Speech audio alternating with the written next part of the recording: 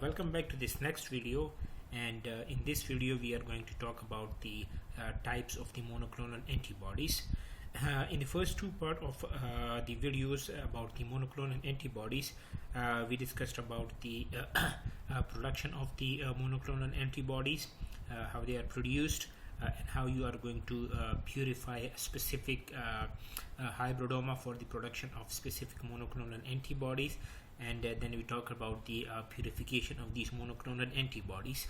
And in this video we are going to talk about the types of the monoclonal antibodies, and we will be specifically focusing on those kind of the monoclonal antibodies which are used to treat different kind of the cancer.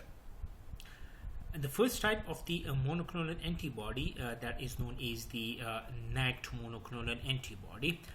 Now, when you talk about the NACT monoclonal antibody, this means that these antibodies they are NACT. That means nothing is attached to these monoclonal antibodies.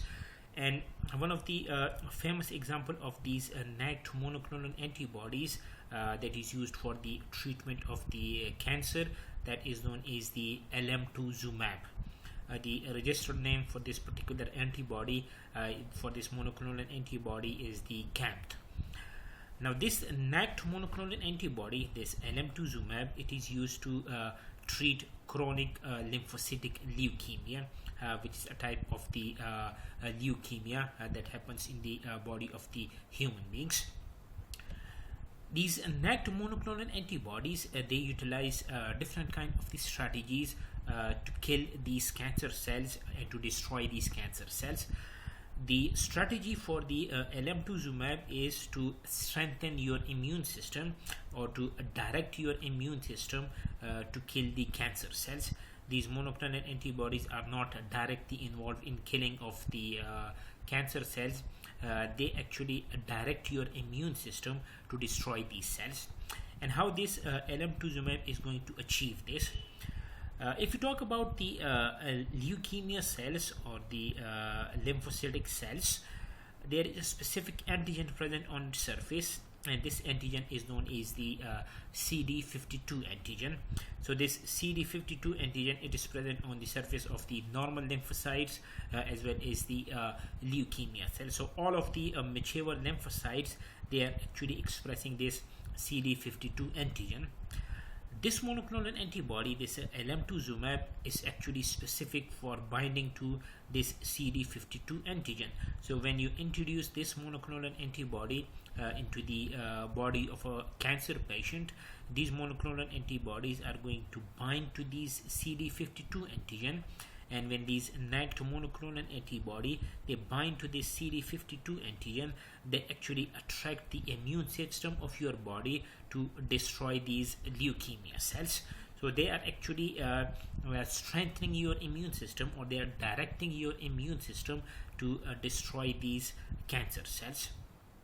Now the problem is that if all of the lymphocytes, including the normal lymphocyte and the cells which are cancerous, the cancerous lymphocyte, if all of them they are having this CD52 antigen, this means that this NACT monoclonal antibody is going to destroy all of the lymphocytes that are present in the body of that particular cancer patient.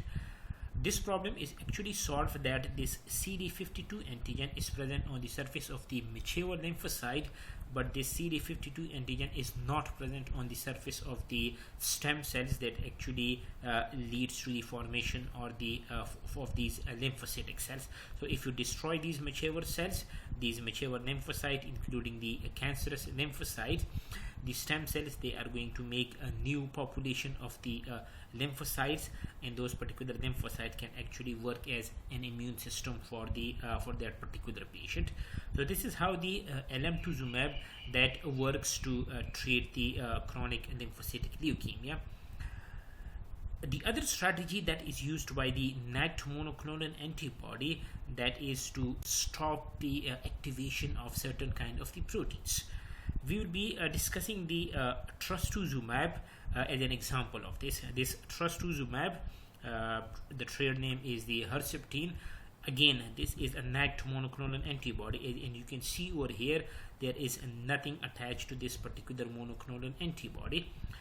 This trastuzumab is that is used to treat the breast and the stomach cancer. So how this trastuzumab is actually helping you in the treatment of the breast and the stomach cancer? Then, if you look at the cells of the breast and the stomach cancers, some of these cells, they are overexpressing a particular receptor which is known as the human epidermal growth factor receptor 2. So on the surface of the cancerous breast and stomach cells, this particular receptor is overexpressed, and when this is overexpressed, it is actually going to generate a greater signal for the cell division, and then the greater cell division is actually leading to the formation of the tumor or the formation of the cancer in the body. What this trastuzumab do, that it is going to bind to this human epidermal growth factor receptor 2, and when this particular antibody it binds to this receptor, it actually stop these receptors from becoming active. And when you stop the activity of these receptors, that means that the cell is not going to get any signal for the cell division, and hence you can stop their growth. So this is another strategy that is used by the NACT monoclonal antibody. In the case of the alemtuzumab, that is going to attract the immune cell to destroy the cells, and in the case of the trastuzumab, another NACT monoclonal antibody that is going to bind to these receptors and stop them from becoming active, hence stopping the cell division. So this is the first type of the monoclonal antibody, which is known as the NACT monoclonal antibody. The other type of the monoclonal antibody, they are known as the conjugated monoclonal antibodies, and it is very obvious from the name that something is conjugated to these monoclonal antibodies, something is attached to these monoclonal antibodies. So the conjugated monoclonal antibodies, they are actually joined to a chemotherapy drug, a toxin, or a radioactive particle. That means that these monoclonal antibodies are attached with a chemotherapy drug, a toxin, or a radioactive particle. So these monoclonal antibodies are not NACT monoclonal antibodies. They are conjugated monoclonal antibodies. These conjugated monoclonal antibodies, they are used as a homing device to take one of these substances, whether a chemotherapy drug, or toxin, or a radioactive particle, directly to the cancer cells. Now these monoclonal antibodies, these conjugated monoclonal antibodies, they circulate in the body until they find their target, they bind to them, and then they are going to deliver this toxic substance, this chemotherapy drug, or toxin, or a radioactive particle to these cancerous cells. Now this strategy is actually lessening the damage to the normal cell in other parts of the body, because the monoclonal antibodies, they are specific for the specific cells, so they are going to bind to specific cells. So these chemotherapy drugs, these toxin or radioactive particle, they will be acting only on the targeted cells. These conjugated monoclonal antibodies, they are sometimes referred to as the tagged, the labeled, or the loaded antibodies. So the tagged, labeled, loaded, or conjugated, they are actually referring to one and the same thing. These conjugated monoclonal antibodies, they are divided into different classes, into different subclasses. One of the subclass that is known as the radio-labeled antibodies. Now, as the name indicates, that these monoclonal antibodies, they have small radioactive particles attached to them, and as you can see over here, this blue one is the monoclonal antibody, and these red stars, they are actually the radioactive particles that are attached to these monoclonal antibodies. So you can see a very clear differentiation between the NACT monoclonal antibodies and the conjugated monoclonal antibodies. The NACT one, they are only antibodies. In case of the conjugated, they are attached to something. Now, one of the important example of these radio-labeled antibodies, that is known as the abritomumab thiazidone. And this particular antibody, this abritomumab thiazoeton, that is used to treat some of the non-Hodgkin lymphomas.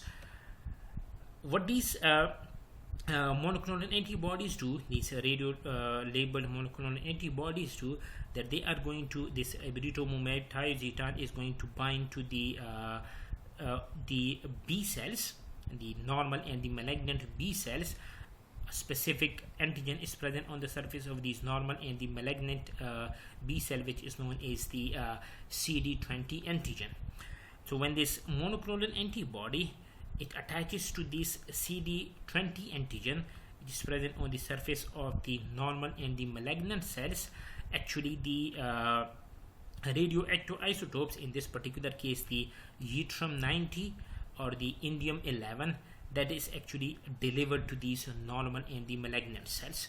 So when the monoclonal antibody, it attaches to this CD20 antigen, this yttrium or indium, which is attached to the abritomumab thiazoeton, that is going to interact with this particular cell.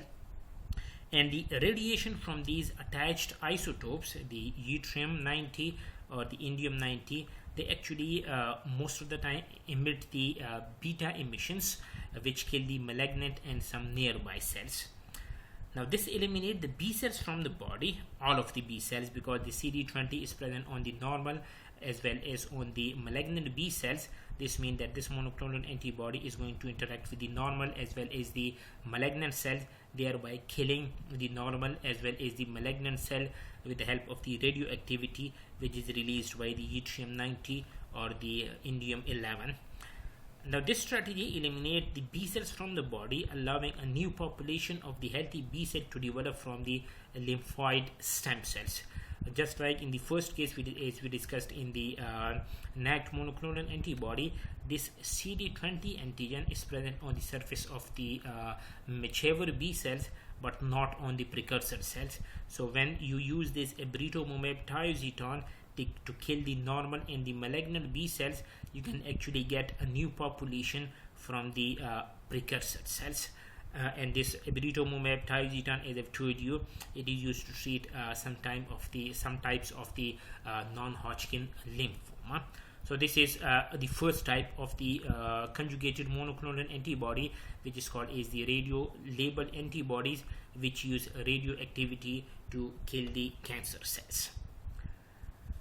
Another type of the conjugated monoclonal antibodies, that is known as the chemo-labeled antibodies. So this is the second type of the conjugated monoclonal antibodies. Now these conjugated monoclonal antibodies, they have a powerful chemotherapy drugs attached to them. Now in case of the radio-labeled antibodies, we were attaching the radioactive isotopes to the antibodies. In this particular case, we are actually attaching some powerful chemotherapy drugs instead of the radioactive isotopes. Now these chemo-labeled antibodies are also known as the antibody drug conjugates. One part is antibody, the other part is the drug, therefore they are also known as the antibody drug conjugates. Now why are you using a monoclonal antibody to deliver these chemotherapy drugs to the target cell? The reason is that the drug is often too powerful to be used on its own, and it would cause too many side effects if not attached to an antibody. So this antibody is actually directing this chemotherapy drug to a particular class of the cell, that is the cancerous cell. So the normal cell, they will be actually prevented from the action of these chemotherapy drugs. Therefore we attach them to the antibody. If you do not attach them to the antibody, they are going to interact with the normal cell, thereby creating a very too large side effects on the body of the patient. Therefore we attach them to the antibody. Now one of the important chemo-labeled antibodies that is approved by the Food and Drug Authority USA to treat cancer is known as the brentuximab vedotin, which is used to treat the Hodgkin lymphoma. Let us discuss this brentuximab vedotin in a little bit of detail. If you look at the this one, the name is very difficult. Let me show you the name of this particular brentuximab vedotin. If you look at the structure of this particular antibody, you can actually see that the this antibody, this one is the antibody part, and this one is the drug part. So this is actually the antibody and the drug conjugate. If you look at this particular antibody, it is actually having different parts. The first part, this is the monoclonal antibody, and you have got an attachment group over here. To this attachment group, there is a cathepsin cleavable linker attached to this, and this cathepsin cleavable linker is actually made up of the citrulline and the valine amino acid. So this class that is present in the blue form over here, this is actually the cathepsin cleavable linker, which is made up of the citrulline and the valine. If you look at this one, this is actually a linker, and this linker is cleavable by a particular enzyme which is known as the cathepsin. So we will come to that in a while, why it is called is the cathepsin cleavable linker. Then you have got a spacer over here, and this spacer is actually made up of the para-aminobenzyl carbamate. This particular spacer is the para-aminobenzyl carbamate, and then you have got this MMAE. Now this MMAE, which is the monomethyl auristatin E, it is an antimitotic agent, and when this is an antimitotic agent, that means it is going to stop the mitosis. And if you look at the strategy used by this MMAE to stop the cell division, is that it blocks the polymerization of the tubulin protein. And we have discussed that in detail, that these tubulin proteins, they are very important when you talk about the cell division. They are very important when you are going for the equal distribution of the genetic material between the cell, and it also perform many other function, like in the formation of two different pools during the cell division. So this MMAE is actually an antimitotic agent which inhibits the cell division by blocking the polymerization of the tubulin. Now this particular antibody, what it do is that this particular antibody is going to attach to the target cell, and on the target cell it binds to a particular antigen which is known as the CD30 antigen. So if you look at this one, this particular part of this whole complex is going to bind to the CD30 antigen, which is often present on the diseased cells but rarely on the normal lymphocytes. What you do is that when you introduce this particular monoclonal antibody, this chemo-labeled monoclonal antibody into the body of the patient, the body is actually going to endocytose. This particular antibody will be internalized by the process of the endocytosis, and when it is endocytosed, that is actually going to interact with the lysosomes, and inside the lysosome there is a particular cysteine protease, which is the cathepsin B. It is going to start the breakdown of the valine citrulline linker, and MMAE is going to be released into the tumor environment, and it is going to kill the cell. Like, say for example, if this is the whole complex, and this monoclonal antibody is going to bind to the CD30 antigen which is present on the surface of the lymphocyte, this cathepsin cleavable linker, when this whole complex that is internalized by the cell, and this particular complex then interacts with the lysosome, then inside the lysosome there is a particular enzyme, a protease, which is known as the cathepsin. So this cathepsin is going to cleave this particular complex. It is going to cleave it over here, and when it is cleaved, that means that this particular drug that will be released into the environment of the tumor, and this MMAE is an anti-mitotic agent, so it is going to inhibit the cell division of the tumor cell, thereby stopping the cells, the abnormal division of the cell. That means it is going to stop the cancer cell. Another type of the antibody, another type of the monoclonal antibody that is known as the biospecific monoclonal antibody. So this is the third type of the monoclonal antibody. The first type was the NACT monoclonal antibody. The second type was the conjugated monoclonal antibodies, and this is the third type of the monoclonal antibodies known as the biospecific monoclonal antibodies. Now these biospecific monoclonal antibodies, these antibodies are actually made up of parts of two different monoclonal antibodies. What this means is that if you have got two different monoclonal antibodies, that means there will be two attachment sites for this particular biospecific monoclonal antibody. So it means that the biospecific monoclonal antibodies, they can attach to two different proteins at the same time. One of the important example of the biospecific monoclonal antibody is known as the blinatumomab. This particular one, if you look at these two arrows, this is actually the blinatumomab biospecific monoclonal antibody, which is used to treat some types of the acute lymphocytic leukemia. Now, how this particular blinatumomab antibody it works? This particular antibody, it has got two attachment sites. On one side, one part of this particular monoclonal antibody is going to bind to a particular antigen which is known as the CD19 antigen, and this CD19 antigen, it is actually present on the target B cell. This is the cancerous B cells, and there is this CD19 antigen present over here. So one part of this biospecific monoclonal antibody is going to attach to this particular antigen. The other part of this monoclonal antibody, it is going to attach to another antigen which is known as the CD3 antigen, and it is present on the surface of the T cells. Now this means that the biospecific monoclonal antibody, specifically the blinatumomab, it is going to attach the T cell to the cancerous B cells, and when the T cell that is attached to this target B cell, this T cell is going to act on this particular cancerous B cell, and it is going to destroy these cancerous B cells from the body.